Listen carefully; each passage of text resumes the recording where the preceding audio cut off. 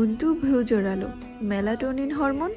সে যেটাকে নোংরা জিনিস ভেবে ভুল করেছিল, এখনও তার সন্দেহে আছে বিষয়টা নিয়ে।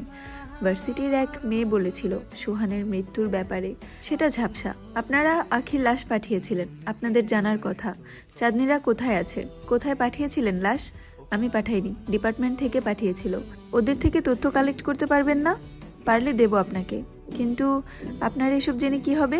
কি প্রয়োজন? হাসলো মুস্তাকিন। অন্তু হাসার চেষ্টা করলো, কিছু বলল না। কালেক্ট করে জানাবো আপনাকে। উকিল হতে এখনো বছর কয়েক বাকি, এত খাটবেন না, এনার্জি বাঁচিয়ে রাখুন, নয়তো বৃতৃষ্ণা ধরে যাবে নিজের পেশার উপর। অন্তু কিছুক্ষণ নির্বিকার পরে জিজ্ঞাসা করলো, সোহানের ব্যাপারটা কি? কিছুক্ষণ নীরবতা, পরে চোখ তুলে তাকিয়ে একটা দম ফেলে বলল, যদি বলি সোহানকে জয়ামির মেরেছে, বিশ্বাস করবেন? অন্তু ভ্রু কুচকালো সামান্য।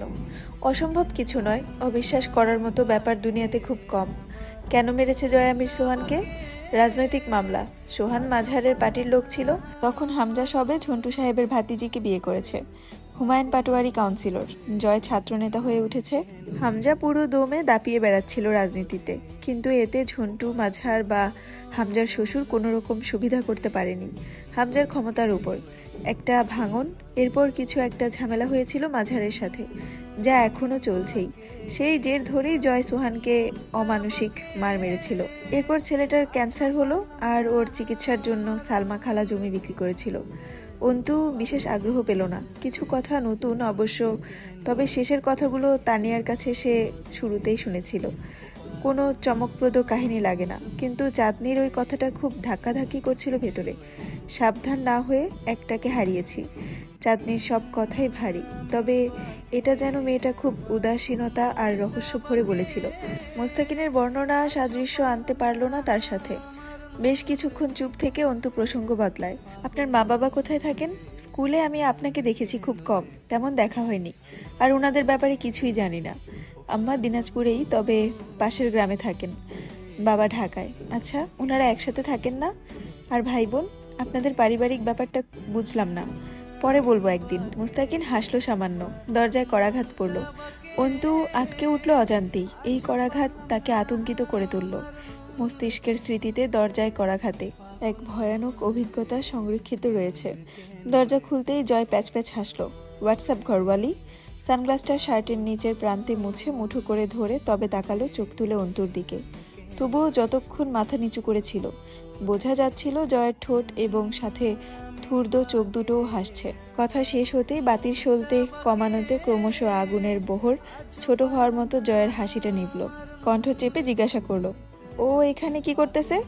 অন্তু জবাব দেবার প্রয়োজন মনে করলো না। জয় ফিসফিস করে বলল, আমার অনুমতি আর ইচ্ছা ছাড়া তুমি পরপুরুষের সাথে সাক্ষাতে যাবে? এটা কি ঠিক? Nope, this is not fair ঘরওয়ালি। খুব রাগ হচ্ছে ব্যাপারটাতে। অন্তু কিন্তু এবার মুচকি হাসলো। আপনার রাগের কারণ হওয়ার জন্য আমি খুব দুঃখিত জয়ামির, কিন্তু পরপুরুষ ঘরে ঢোকানোটাই কি আমার বৈশিষ্ট্য নয়? অন্তু এই দুঃসাহস আর অদ্যত জয়ের ভেতরের রক্ত টক বগিয়ে ফুটে তোলে। জয় দাঁতে দাঁত চেপে বকে উঠল, শালি। জয় কপালে হাত রেখে সালাম দিল মুস্তাকিনকে। মুচকি হাসলো মুস্তাকিন। বসুন, হালচাল ভালো? খারাপ থাকার জন্য যে বিশেষত্বটা দরকার সেটা আমার নাই। খারাপ থাকে ভালো মানুষেরা, আমিই খারাপ মানুষ। অন্তু আবার এসে বসতে বাধা দিল জয়। উহু, ভেতরে যাও আরমিন, দ্রুত তৈরি হয়ে এসো, তোমার এক্সাম আছে। অন্তু নিষেধ শুনতেই বরং বসে পড়ল।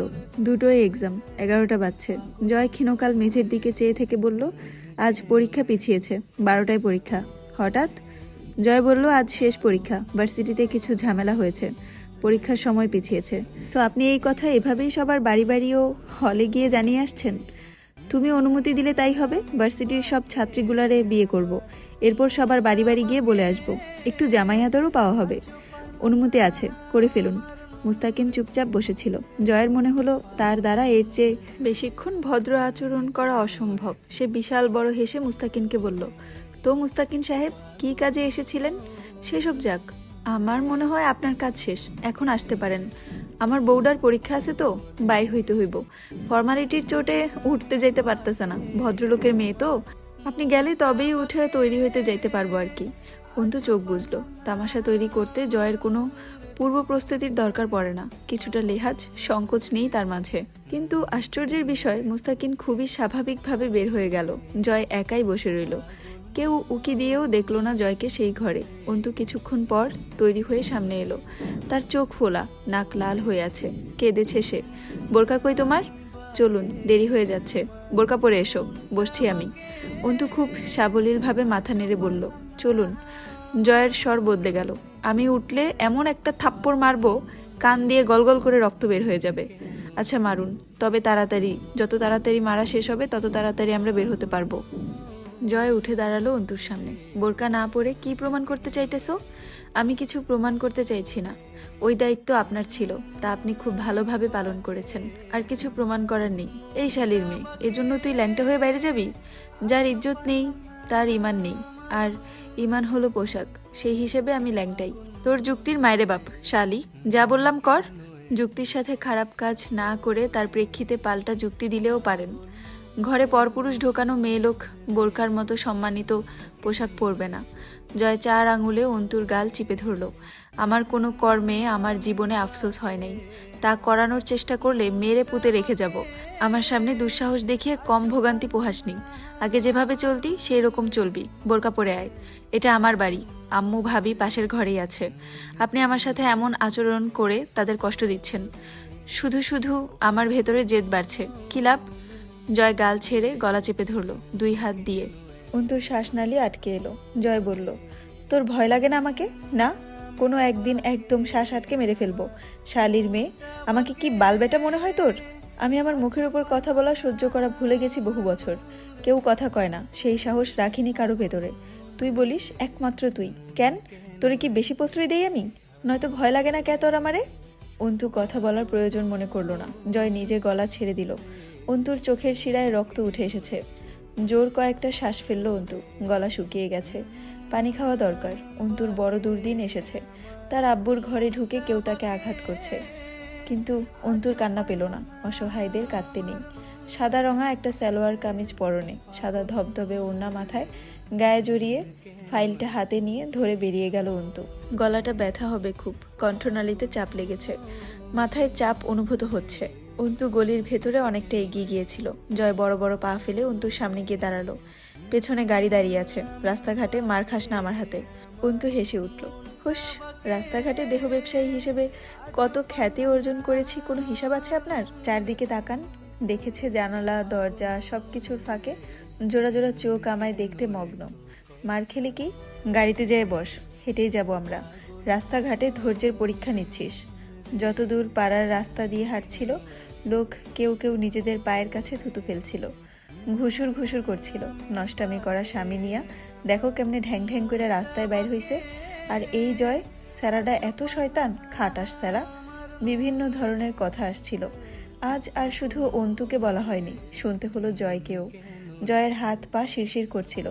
বেশ কয়েকবার অনিয়ন্ত্রণে চলে গিয়ে আবার সামলে নিল নিজেকে।